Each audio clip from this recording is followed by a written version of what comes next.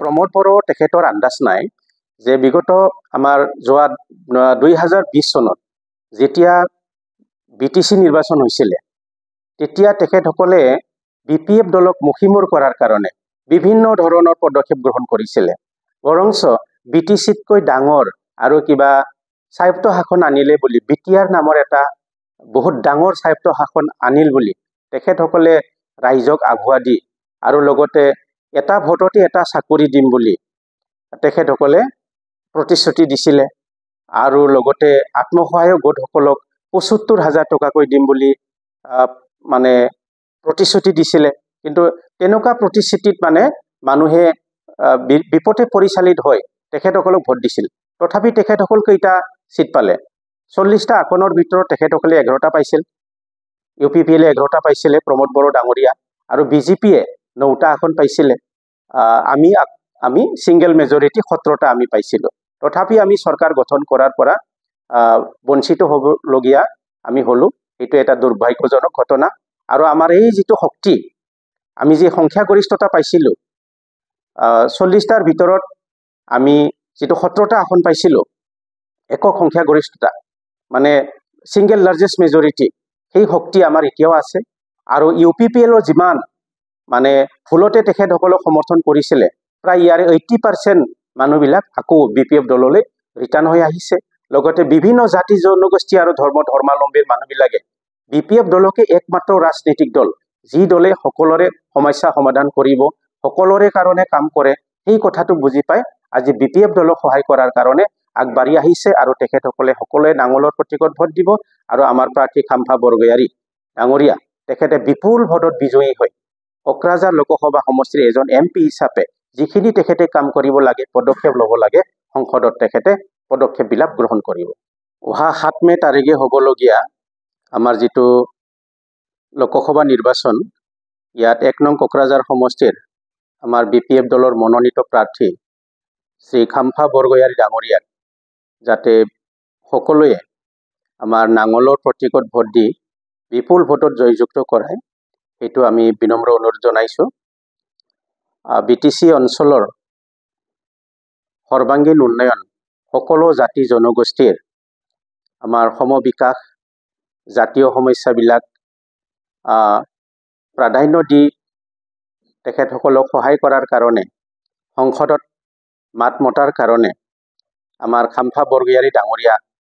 তেখেতে পদক্ষেপ গ্ৰহণ কৰিব আৰু আমাৰ বিটিসি অঞ্চলত যাতে আমি বিভিন্ন ধৰণে আমি কেন্দ্ৰীয় চৰকাৰৰ পৰা আমি পুঁজি আমি আনিব পাৰো তাৰ বাবে তেখেতে ব্যৱস্থা ল'ব লগতে আমাৰ যিমান বিটিসি অঞ্চলৰ আমাৰ বিভিন্ন জাতি জনগোষ্ঠীৰ যিবিলাক জাতীয় সমস্যা এইবিলাকো তেখেতে সমাধান কৰাৰ কাৰণে পাৰ্লিয়ামেন্টত তেখেতে দাবী উত্থাপন কৰিব তাৰ বাহিৰেও আমাৰ যিবিলাক গুৰুতৰ সমস্যা আমাৰ কোকৰাঝাৰ লোকসভা সমষ্টিৰ এই সমস্যাবিলাক তেখেতে সংসদত দাঙি ধৰিব আৰু আমাৰ বিটিসি অঞ্চলত আমি সকলোৰে মাজত শান্তি সম্প্ৰীতি আমি বজাই ৰাখি সকলো জাতি জনগোষ্ঠীৰ সকলো ভাষা ভাষীৰ সকলো ৰাইজৰ আমি সমবিকাশ আৰু সম উন্নয়নৰ কাৰণে আমি কাম কৰিম আৰু আমি আশাবাদী যে বিপিএফ দলে একমাত্ৰ ৰাজনৈতিক দল যি ৰাজনৈতিক দলে আমাৰ বিটিসি অঞ্চলৰ সৰ্বাঙ্গীন উন্নয়নৰ কাৰণে কথা চিন্তা কৰে কাম কৰে আৰু আমি সেইটো আজি কোৱা কথা নহয় সেইটো আমি বিপিএফ দল জন্ম লোৱাৰ পৰাই আমাৰ মাননীয় বিপিএফ দলৰ সভাপতি হাগ্ৰামা মহিলাৰী ডাঙৰীয়াৰ নেতৃত্বত আমি এইবিলাক আমি সবলভাৱে আমি নেতৃত্ব দি আমি কাম কৰি আহিছো গতিকে আমি আশাবাদী যে বিটিসি বা অঞ্চলবাসী ৰাইজে আমাৰ বিপিএফ দলকে নাঙলৰ প্ৰতীকত ভোট দি আমাৰ খাম্ফা বৰগয়াৰী ডাঙৰীয়াক বিপুল ভোটত বিজয়ী কৰিব আৰু আমি সেইটো বিনম্ৰভাৱে অনুৰোধ জনাইছো সেইটো